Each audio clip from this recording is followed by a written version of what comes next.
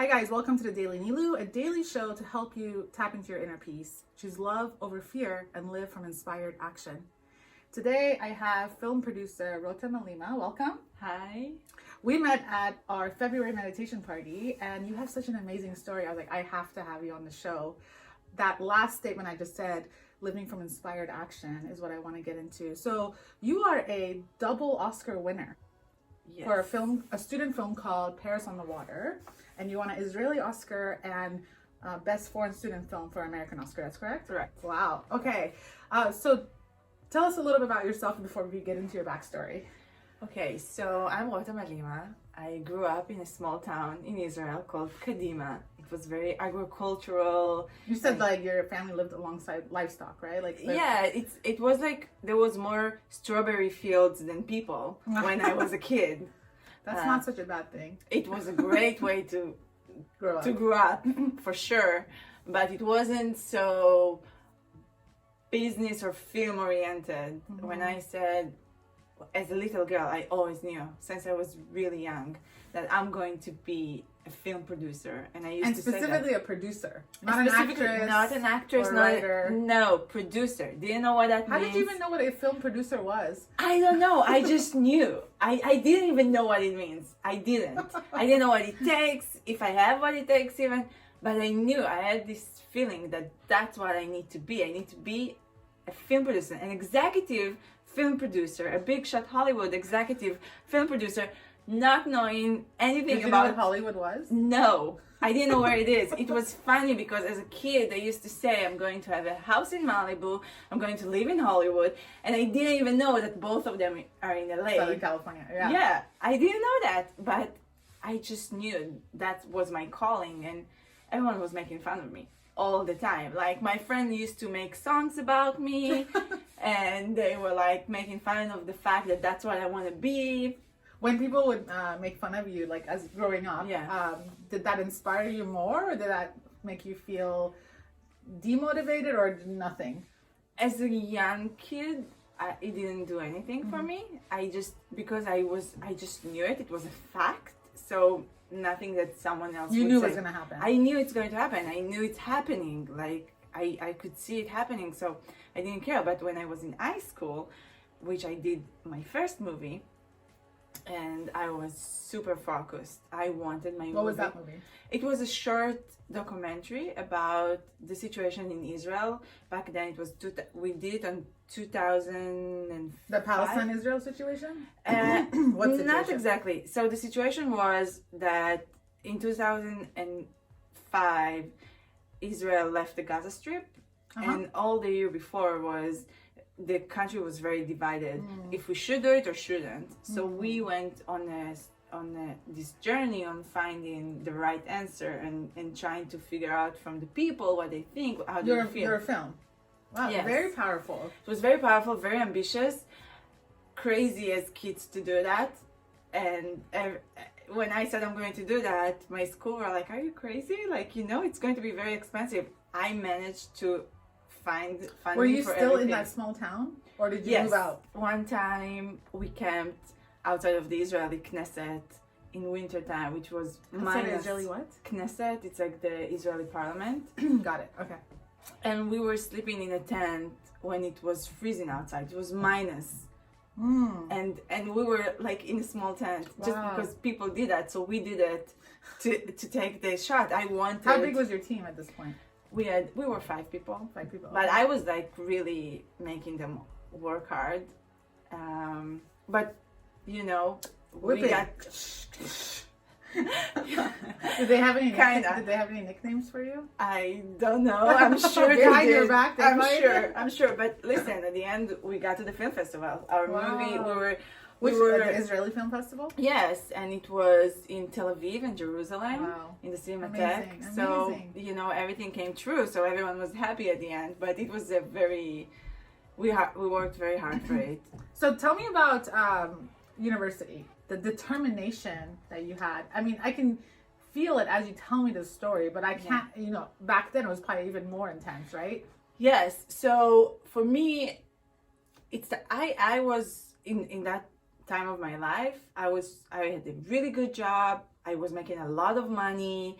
And When you were in university? No, before the university. So my thought process was, I'll go to business school and I'll keep my job. And I signed up for business school. I got in. It was all done. And then a few weeks before the year started, I went with my ex to Tel Aviv University to check the engineering department. And when we got there, I had a feeling in my body. I just felt it in every bone, every cell, every hair, every inch of my body that I'm doing a mistake. I need to go to the film school. So we rushed into the film school, and I got in, and I told them I want to sign in, and they told me you can't. It's like Packed. Yeah, it's packed. Waitlisted. Yeah, the wait list is very long, and the school year is almost starting, so you can't. You should try next year. And I said, no, I want to come this year. And then I convinced the secretary to do the worst mistake of her life and give me a number and email. And I called every single day, and I sent emails every single day. And she was amazing and tried to help me find all kind of plan Bs. And I'm like, no, that's my plan. I want to go to film school. I want to talk with the head of the department. And if you will say no to me, then I will take the plan B. But before that, I want to do plan A. I want to do it So what right. was plan B going to be? Like business school? No, just going to an art school, but taking courses in film so I can move in second. Eventually move over. Yeah, Got it. so I can it was move like over. a longer road. Exactly. It was a longer road, and I didn't want, I didn't mind doing the longer road, but I wanted to be focused on film. I didn't have time to do other stuff. Well, I'm surprised you even applied for business school, given your desire to be a film producer. It's true, but was this after the military? Yes, it was after Maybe the something military. happened to you when you were military. Actually, in the military, I was a sergeant of operations, which means I basically produced military operations. So you're a producer everywhere you go. Everywhere I go, everything I do. But I don't know, something happened. I was very tempted. I was very young, and I was making a lot of money. I had employees that were older than me, like few years older than me. I just liked it, and I thought that You like being the boss. I like being the boss, and in that point, I was just I thought, okay, I reached the top. I got to this film festival as a kid. I don't know if I can, if I can. What's next, right? Yeah, what's next for me? But the minute I got to Tel Aviv University, I knew that's the right place for me. I need to do movies. I'm crazy to think that business school was the right decision. Yeah. Well, but you found your way. Yes, before totally. School started. I believe that everything happened for a good reason, Yeah. and sometimes we need to take detours just to get to the right To reaffirm, place. Yeah. Absolutely right. That's the contrast, right? That Abraham Hicks talks about is when you experience contrast in order to better define what you want and what you don't want. Yeah. And you had that moment of contrast. So you get into film school, and then you said your professor was very not helpful, right? Not inspiring. Right. So what happened was, at the end of the day, the head of the department met with me, really liked me, let me in. And I was sure I'm going to conquer the world. I'm going to be such a big shot. I'm ready. I'm here. It's right here, right now. And I chose this one professor that I admired. And I thought I have so much to learn from him. And what I didn't know is that every year he would pick one female that speaks her mind and have a voice, and he would push her down. And every few years they would kick him out. Why would he do that? That is very strange. And there was a known pattern? It's a known pattern that I didn't know, because they kicked him out a few years before. What and in the world? Yeah, That's so crazy. every time they kick him out, he comes back, he finds this one person, and that was me. And I started the year with so much passion, so much energy, sitting in the front row, and doing my thing. Doing every movie I did was horses, crazy locations, actors, shooting, like everything was big. And every single week he would tell me how untalented I am, how I should give up, how he said that my things are shit, that no one ever will want to watch my movies except of me. And even so, every week I was like going back one row. Every time my movies became smaller in the auditorium. In the auditorium. And then by the end of the year, the last class, I was sitting in the last row like that. Just please don't talk to me. Just leave me alone. I'm done. Okay, you want. Would he do And this in front of other students? In front of everybody. Wow. Bully. Yes. And he wasn't a lazy man. So he climbed up the stairs. He stood above me and he asked me, so what are you doing for the committee that's coming up? Because to move from first year to second, you have this committee that you need to come and you need to present your movies and all kind. You need to build a case of why you need to be one of the 50 people out of the 200 to be in the production department. And I was like, you know what? I'm not applying. I'm good. I'm done.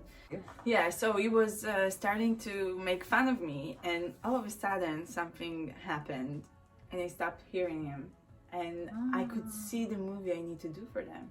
But it was like a few weeks before, everyone was already sleeping in cruise, so I didn't have anyone to help me. But I knew I need to do that movie. Even if I'm not applying, I don't care. This movie needs to be done. So I stepped out of class. And this is in the moment where he's like making fun of you and bullying me. And you just like, everything went blank and you just got focused. I got focused and I saw it. I was like, okay. And my so like was another moment of inspiration. Yes. And I called my sisters and I was like, I don't care if you have plans tonight, cancel them. We have a production meeting. And they showed up and I started, you're doing that, you're doing that, you're doing that. Go. We all produced it together.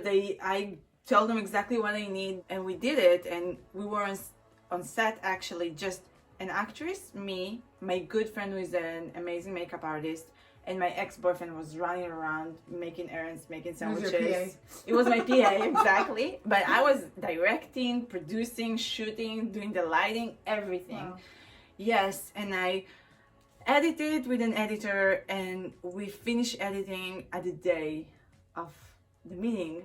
And I finished at 6 in the morning in Kfar Saba, drove to Kadima, where I grew up, ate breakfast, took a shower, drove to Tel Aviv, and I came after not sleeping the all night and barely sleeping a full week. And I came and I showed them the movie and all of my movies, and I talked and I was super passionate, and I said, I want to be in an A festival, I want to win an Oscar, I want to do that and that, I'm going to be an executive producer, I'm going to move to Hollywood. And it was 4 guys and 1 female. And she looked at me and she said, you don't think your goals are too high? And I said, no. You dream too big. And I said, I'm not dreaming. That's my goals. It's not a dream. It's a goal. And we start arguing with the female. And I was so upset with her because you are the one female in this room. You should support me. But she's projecting her own limitations onto you. I know. Right? I stepped out. Was sure I got in. It was a done deal. I'm in. That's, I don't need any other sign. That's my place. That's what I need to do. And the result came and I wasn't. They didn't let me in. And by that point, I was like, okay, now I'm really done. Like, I did my best. I gave my all. Yeah. If it's not the right Did path they tell for me, you why? No. Just no. Just no. Not even waiting list. Just no. And I was like, okay, if it's not, it's a not. I'm done. There is so much of shit I can eat. Like, I'm good. I'll figure it out. I called my friend. We booked a flight, and I decided I'm not appealing. I'm done fighting. I'm surrendering. Whenever needs to happen. If you enjoyed this, it's going to be a 2-part episode because we have so much to say. So look for part 1 and part 2, and I'll talk to you tomorrow. Bye-bye.